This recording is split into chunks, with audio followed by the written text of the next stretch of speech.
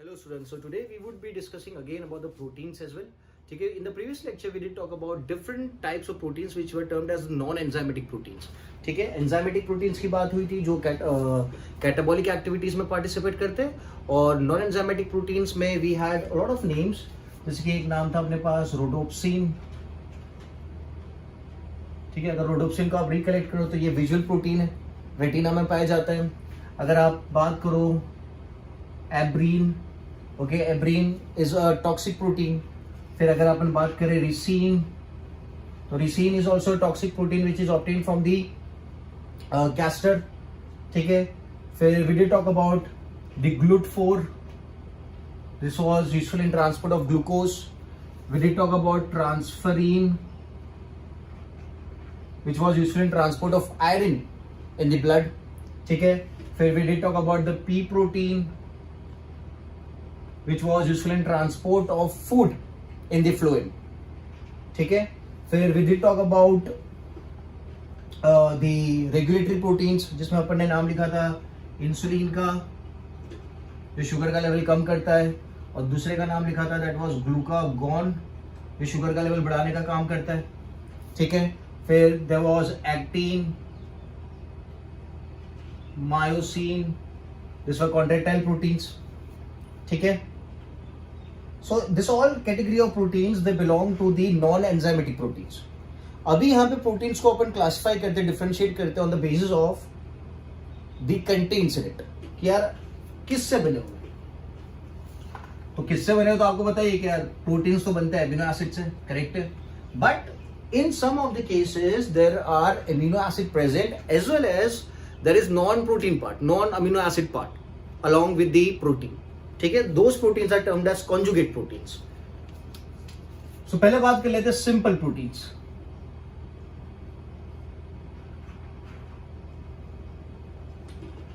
पहले बात कर लेते हैं सिंपल प्रोटीन्स की. तो सिंपल प्रोटीन की अगर बात करते हैं तो अगर मैं सिंपल प्रोटीन को हाइड्रोलाइज करता हूं,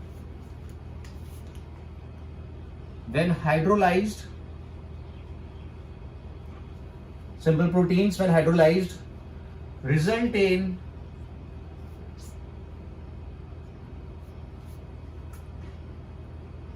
different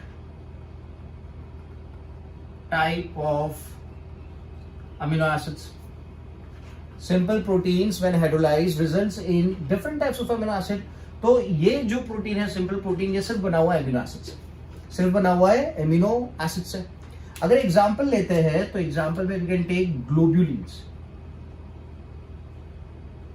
ठीक है, globulin can be a very good example of simple proteins. It is made up of only amino acids. ठीक है, कहां पे देखने को मिलेगा? So globulin is found in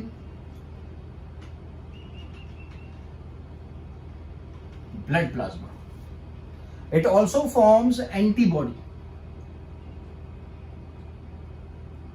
It also forms antibody. ठीक है, और एंटीबॉडी वाले केस में we have a term for it. We put it as gamma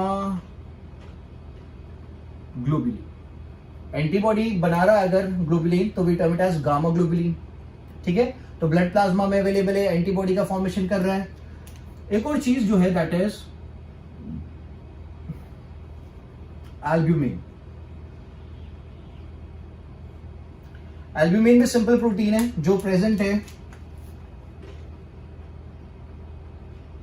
blood plasma में, जो प्रेजेंट है ब्लड प्लाज्मा में.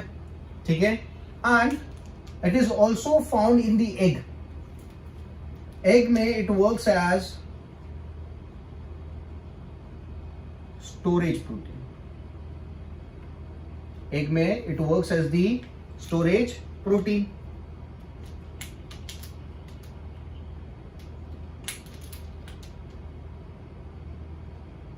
ठीक है, सो ग्लोबुलिन हो गया, एल्ब्यूमिन हो गया. एक और देख लेते हैं दैट इज ग्लूटेलिन.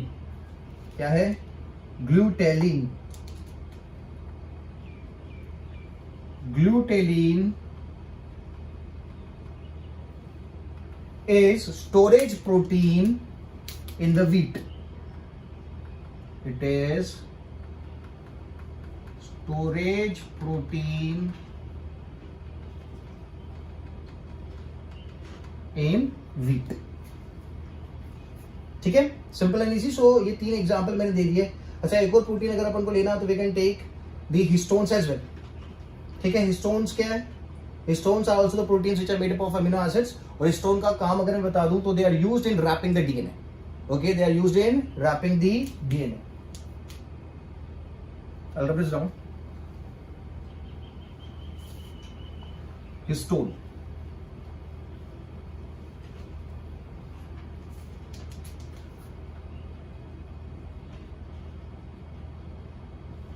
So histone क्या कर रहे हैं? DNA is wound around histone proteins. तो ये भी आपके सिंपल प्रोटीन्स है। हिस्टोन्स है, एल्ब्यूमिन्स है, ग्लूटेलिन है, ग्लोबुलिन है। ठीक है, आप जब भी इन प्रोटीन्स को हाइड्रोलाइज करोगे तो आपको सिर्फ अमीनो एसिड ही मिलेगा। The products, the end products are always going to be amino acids when you hydrolyse simple proteins. ठीक है, सो एक दूसरी कैटेगरी आती है which is termed as complex proteins.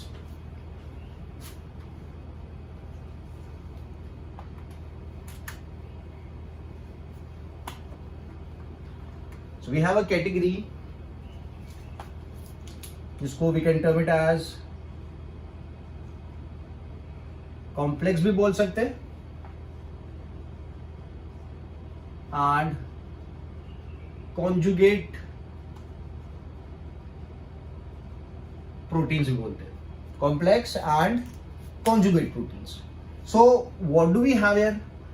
अगर इस प्रोटीन को हाइड्रोलाइज किया जाता है तो याले प्रोटीन वाले केस में आपको सिर्फ अमीनो एसिड नहीं मिलेगा, अमीनो एसिड के अलावा भी काफी सारे कंपोनेंट्स मिल सकते हैं। आपको अमीनो एसिड, आपको प्रोटीन के साथ लिपिड्स मिल सकते हैं, प्रोटीन के साथ कार्बोहाइड्रेट मिल सकता है, प्रोटीन के साथ व्हाट यू कॉल फॉस्फेट मिल सकता है।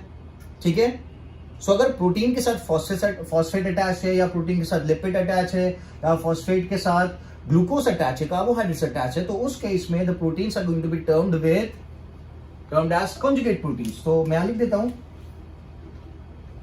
सो प्रोटीन पार्ट होगा एक और दूसरा पार्ट क्या होगा? Non protein. Carbohydrate is not a protein, lipid is not a protein. So a conjugate protein is made up of two things, a protein component and a non-protein component. और जो non-protein component होता है उसे कहा जाता है prosthetic group। क्या कहा जाता है उसे? It is termed as prosthetic group. Which one? Non-protein part. ठीक है, तो अगर मैं एक एग्जांपल लेते हैं अपन, let's say we have phosphate and protein. ठीक है, तो यहां पे मैं ले लेते हैं प्रोटीन और यहां पे मैं ले लेता हूं phosphate, because phosphate is a non protein part. ठीक है, so this is going to form phosphoprotein, this is going to form फॉस्फोप्रोटीन।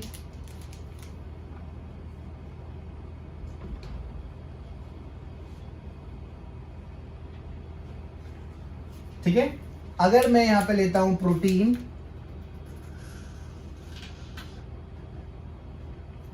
और नॉन प्रोटीन पार्ट में ले लेते हैं अपन लिपिड, फैट, तो जो मिलेगा that is going to be lipoprotein.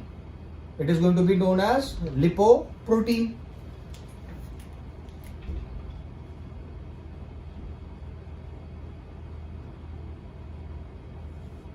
ठीक है, so we have a protein part and we have a lipid part. If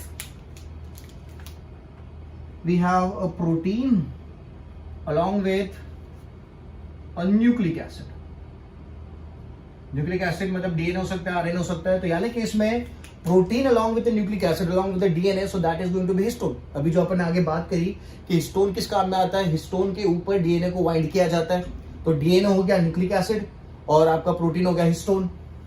तो altogether this is going to be termed as nucleoprotein।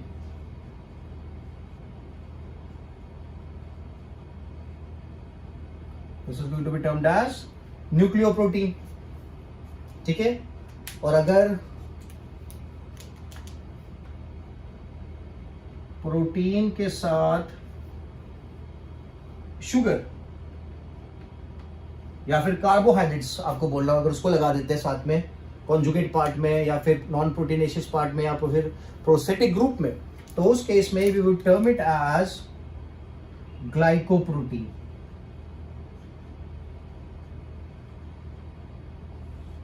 ठीक है. So we have phosphoproteins, we have nucleoproteins and we have lipoproteins. This are all conjugate proteins. क्यों? क्योंकि जब इन्हें hydrolyse किया जाएगा तो आपको अमीनो एसिड तो मिलेगा ही, अमीनो एसिड के साथ आपको नॉन प्रोटीन पार्ट भी मिलेगा, आपको नॉन प्रोटीन पार्ट भी मिलेगा. सो नॉन प्रोटीन पार्ट में मैंने यहाँ पे फॉस्फेट लिया है, तो जो प्रोटीन है उसका नाम रखा अपन ने फॉस्फोप्रोटीन. अगर लिपिड लेता हूं तो लिपोप्रोटीन, अगर न्यूक्लिक एसिड लेता हूं तो न्यूक्लियोप्रोटीन, और अगर शुगर लेता हूं तो इट बिकम्स ग्लाइकोप्रोटीन. ठीक है, सिंपल एंड इजी. सो एक ही एग्जांपल ले लेते हैं, जैसे फॉस्फोप्रोटीन है, तो फॉस्फोप्रोटीन का एक सबसे अच्छा एग्जांपल है casein. Okay, casein which is found in the milk, it is known as the milk sugar. क्या कहा जाता है उसे? It is termed as milk sugar.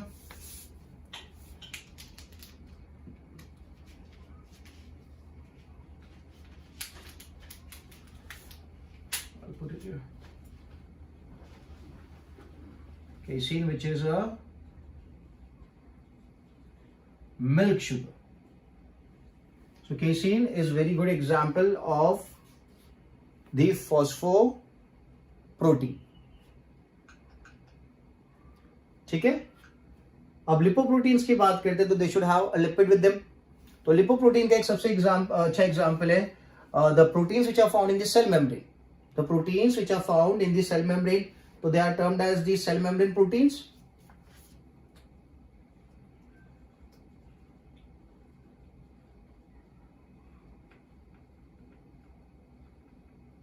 Proteins, और एक एग्जांपल और ले लेते हैं, that is the proteins which are found in the egg yolk. So they are, एक हो गया सेल मेम्ब्रेन प्रोटीन्स और दूसरा हो गया एग योक. ठीक है. न्यूक्लियोप्रोटीन में तो मैंने आपको एग्जांपल बताया. We can use histones and we can also use another term, that is protamines.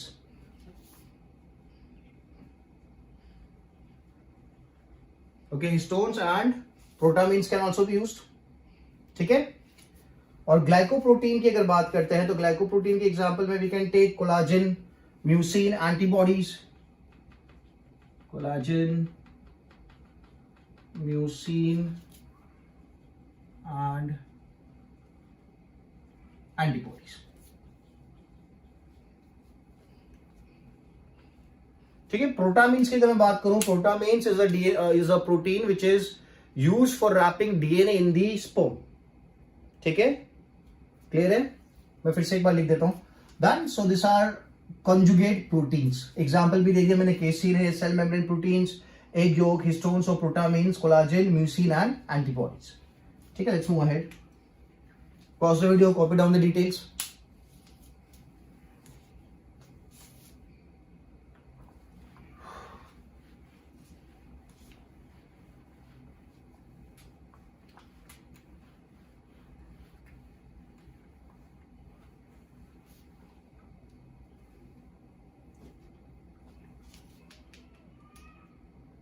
Okay, so now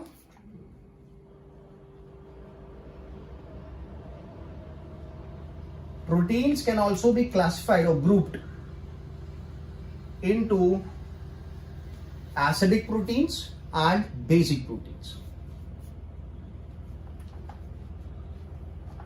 So we have the acidic proteins and we have the basic proteins. So acidic proteins are the ones which are formed through the addition of acidic amino acids, formed by many acidic amino acids. ठीक है, जिसके example में अपन लिख सकते हैं aspartic acid and glutamic acid. Aspartic acid and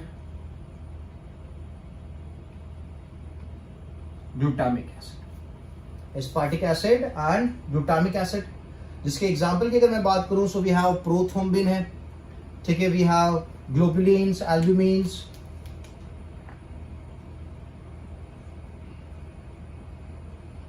we have globulin, albumin, prothrombin, ठीक है. These are some of the examples. Fibrinogen भी यूज कर सकते हैं,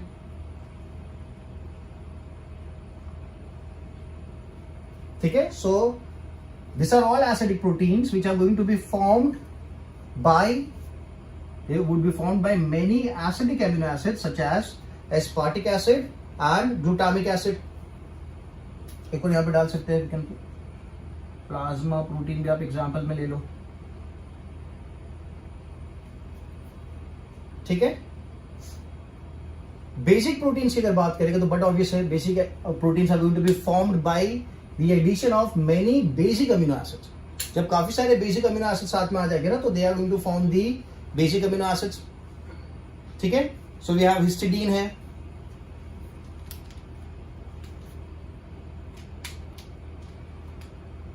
formed by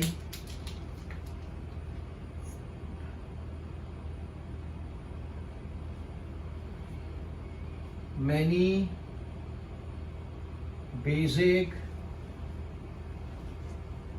amino acids, ठीक है. इसके एग्जाम्पल में आपको क्या लिखेंगे, लाइसीन है, आर्जिनिन है, हिस्टिडीन है. So we have lysine, arginine, histidine, lysine, arginine and histidine. अगर एग्जाम्पल की बात करता हूं मैं, सो एग्जाम्पल में we can use histones, the proteins which are used to wind the DNA, और दूसरा जो इसका एक टर्म था protamines which is found in sperm. जो स्पर्म में जो डीएनए प्रेजेंट है उसके रैप करने का काम करते हैं हिस्टोन टाइप की प्रोटीन्स है, जिन्हें प्रोटामीन्स कहा जाता है. So they are more specific to found in sperm, ठीक है. सो ये होगा आपके acidic and basic. So acidic proteins में majority of the amino acid जो हो गए वो कौन से हो गए, एसिडिक अमीनो एसिड्स हो गए. और बेसिक अमीनो एसिड्स में जो मेजॉरिटी अमीनो एसिड्स हो गए वो कौन से हो गए, बेसिक अमीनो एसिड्स हो गए, ठीक है. सो एग्जांपल मैंने दिखाया कि बेसिक अमीनो एसिड में लाइसिन है, आर्जिनिन है, हिस्टिडीन है, और एसिडिक अमीनो एसिड्स में भी है aspartic acid and glutamic acid, ठीक है. एग्जांपल्स मैंने लिख दिए, ग्लोबुलिन है, एल्ब्यूमिन है, प्रोथ्रोम्बिन है, फिब्रिनोजन है, प्लाज्मा प्रोटीन्स है. और यहाँ पे मैंने एग्जांपल दिया histone and protamines. Protamines is a type of histone which is found for wrapping the DNA which is present in the sperm. इसको याद रखना, दिस इज वेरी इंपॉर्टेंट, ठीक है. So now moving ahead, proteins को further आप और classify कर सकते हो, डिफरेंशिएट कर सकते हो into class 1 proteins and class 2 proteins.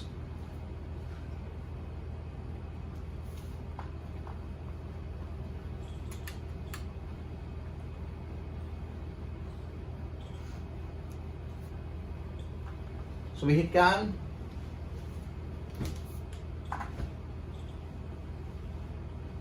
on the basis of nutritional importance.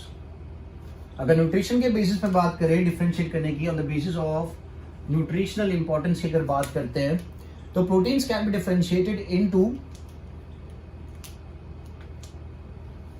All the essential amino acid अगर प्रोवाइड किए जाते हैं, okay, all the essential amino acids are provided. अगर जो प्रोटीन्स है आपको जितने भी essential amino acids दे रहे, जैसे अपन ने प्रीवियस लेक्चर में बात करी थी, there are 10 essential amino acids, 10 for children and 8 for the adult. तो अगर वो सब प्रोवाइड हो रहे, all the essential amino acids are provided, तो उस केस में those are termed as class 1 proteins. So they are termed as class 1 protein. ठीक है. So class 1 proteins are the good source of essential amino acids, जिसके example में मैं लिखता हूं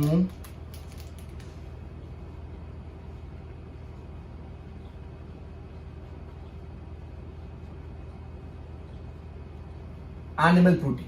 जिसके एग्जाम्पल में एनिमल प्रोटीन आएगा. So animal protein is the class 1 protein. आपको याद रखना इस बात को. ठीक है.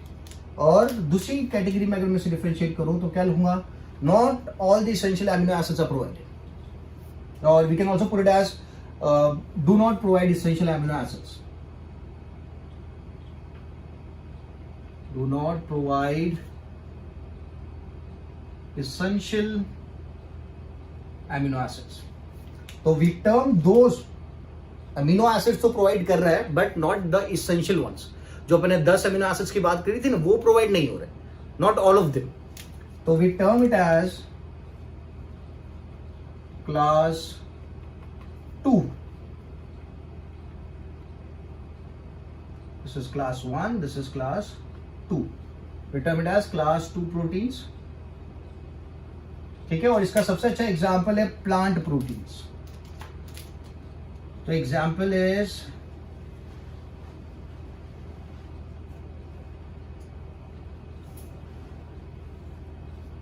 Is plant proteins. ठीक है.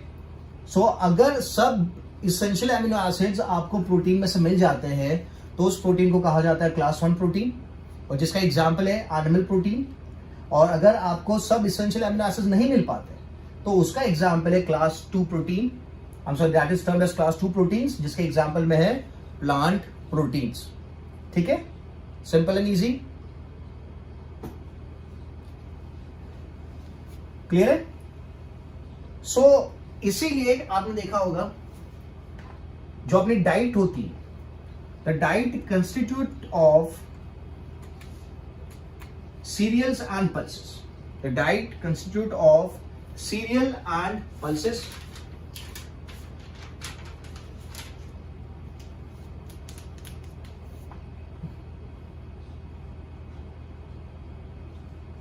अगर सीरियल्स की बात करते हैं, cereals they lack lysine and tryptophan. They lack lysine and tryptophan amino acids.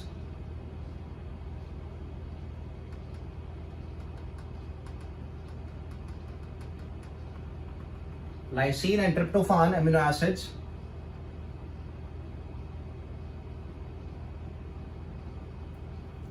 Are absent. ठीक है. और अगर पल्सेस की बात करें, पल्सेस की अगर बात करते हैं, so sulphur containing amino acids,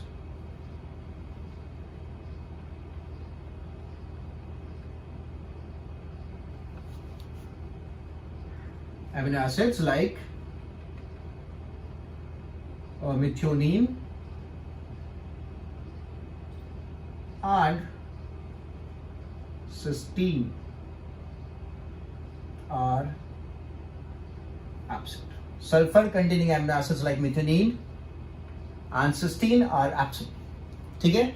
तो जो डाइट अपना होता है that is a mix of cereal and pulses, क्योंकि जो चीजें सीरियल में एब्सेंट है वो पल्सेस से मिल जाएगी और जो चीजें पल्सेस में एब्सेंट है वो सीरियल से मिल जाएगी. तो जब भी आप देखते हो जैसे कि आप गुजराती थाली ले लो या राजस्थानी थाली ले लो या पंजाबी थाली ले लो, तो उसके अंदर अगर आप देखो there would be a proportionate amount of cereal and pulses. ठीक है. तो अगर जैसे कि एग्जाम में पूछा जा सकता है कि ब्रेड एंड राइस या फिर बीन एंड राइस, ठीक है, इसमें से कौन सी डाइट कंज्यूम करनी चाहिए जो बेसिक न्यूट्रिशन प्रोवाइड करेगी प्रोपोर्शनेट अमाउंट में. तो यार ब्रेड की मैं बात करता हूं तो ब्रेड क्या हो गया, सीरियल्स. राइस की बात करेंगे तो राइस भी सीरियल्स हो गए. तो ये दोनों अगर मैं कंज्यूम करूंगा तो मुझे मेरी डाइट में लाइसिन और ट्रिप्टोफान नहीं मिलेगा. My diet would be missing lysine and tryptophan. ठीक है. बट अगर मैं ये वाली डाइट यूज करता हूं बीन एंड राइस, तो अगर बीन की बात करते हैं तो bean is pulses. So pulses में जो चीजें एब्सेंट है वो सीरियल्स में प्रेजेंट है, और सीरियल्स में जो चीजें एब्सेंट है वो पल्सेस में प्रेजेंट है. तो मेरी जो डाइट है वो प्रोपोर्शनेट हो जाएगी. जो भी मुझे रिक्वायर्ड है मेरी डाइट में वो बीन्स एंड राइस या फिर सीरियल्स एंड पल्सेस के कॉम्बिनेशन से मिलेगा. So I can not only eat cereals in my diet और I can not eat only pulses in my diet. I need a mixture of cereals and pulses. ठीक है. आपने देखा होगा foreign countries में the people they have a habit of eating a lot of protein. The diet contains a lot of non vegetarian food. ठीक है. So they have this thing कि they'll have a non-vegetarian food along with a vegetarian food. So every meal of them would consist of non-veg plus veg. अपने India में भी है lot of veg food available. Veg food का consumption काफी ज्यादा, इसलिए most of the Indians are protein deficient. इतना ज्यादा प्रोटीन आप absorb नहीं कर पाते हो, ले नहीं पाते हो आपकी डाइट में. But when you go to foreign countries, as the diet constitutes of non-vegetarian food as well as the vegetarian part, तो प्रोटीन का proportion भी उनकी डाइट में काफी ज्यादा, काफी अच्छे से मिलता है. ठीक है. समझ में आया? Simple and easy.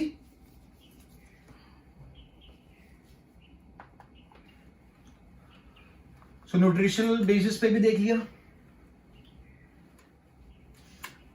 अच्छा, अगर अपन एक टर्म यूज किया था पहले which was known as zwitter ion.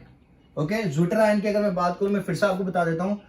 अगर आप एमिनो एसिड की बात करते हो तो it is suppose to have carbon, carboxylic acid group, amino group, hydrogen and the variable group. ठीक है. बट जब आप अमीनो एसिड को सॉल्यूशन में डालते हो तो it does not exist in this form, it exist in the polar form, ionic form. तो उस केस में यही सेम चीज एग्जिस्ट करेगी एज NH3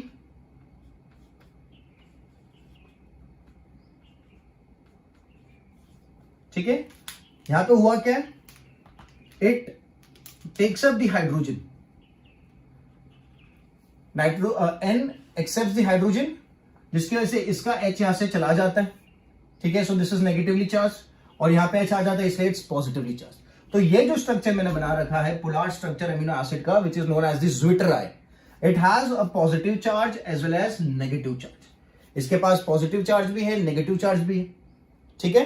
दूसरी जो बात करी थी अपन ने, that was formation of protein. अगर उसमें कोई कंफ्यूजन हो तो वो भी देख लेते हैं. तो मैं 2 अमीनो एसिड ले लेता हूं यहां पे.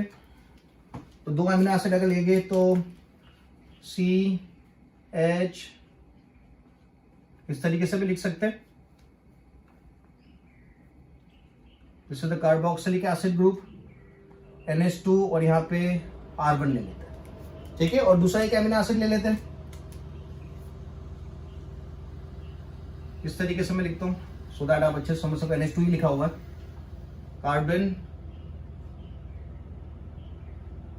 double bond O, single bond OH, this is H and this is R2. This is R1, R2. These are 2 different amino acids. अब क्या होगा, यहां से वाटर मॉलिक्यूल रिलीज होगा, और जब वाटर मॉलिक्यूल रिलीज होगा so there is going to be formation of a peptide bond. तो वाटर मॉलिक्यूल को मैं रिलीज कर देता हूं, तो OH और एक H यहां से निकाल देते हैं, H2O. So this is going to be like, ठीक है, रिलीज ऑफ वाटर मॉलिक्यूल. ठीक है. और जो बॉन्ड बना है this is known as the peptide bond. So काफी सारे अमीनो एसिड जब बाइंड करेंगे एक दूसरे के साथ तो काफी सारे पेप्टाइड बॉन्ड का फॉर्मेशन होगा, काफी सारे वाटर मॉलिक्यूल रिलीज हो गए. तो इसीलिए प्रोटीन को किस तरीके से डिफाइन किया जाता है, तो protein is also defined as polypeptide chain of amino acid. Amino acid ही आ गए, ये अमीनो एसिड्स हो गए, और उनके बीच में बॉन्ड जो बन रहा है that is a peptide bond. और काफी सारे अमीनो एसिड्स हो गए, काफी सारे बॉन्ड्स बनेंगे, इसलिए मैंने क्या टर्म यूज किया, polypeptide chain of amino acids. ठीक है. सो जो भी प्रोटीन के बारे में मैंने कंटेंट आपको लिखा है, मेक श्योर आप उसको याद रखो. अच्छा, यहाँ पे एक और प्रोटीन के बारे में, एल्ब्यूमिन जो मैंने बात करा आगे, which we termed it as the simple proteins. So albumin जो होता है, it is the most abundant protein. It is the most abundant protein. ये बात आपको याद रखनी, albumin. ठीक है. So protein का जितना भी कंटेंट था, we have discussed in the lectures. ठीक है. And I hope you are making the notes. जो भी बोर्ड में मैं लिखा रहा हूँ उसके आप अच्छे से नोट्स बना रहे हो. So in the next lecture we will move ahead and we'll discuss a new topic. So we're done with the protein part. ठीक है, चलो, thank you, bye bye.